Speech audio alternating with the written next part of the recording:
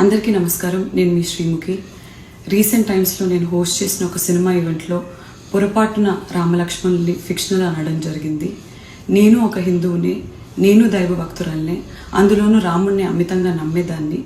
కానీ నేను చేసిన ఈ పొరపాటు వల్ల చాలామంది మనోభావాలు దెబ్బతిన్నాయి.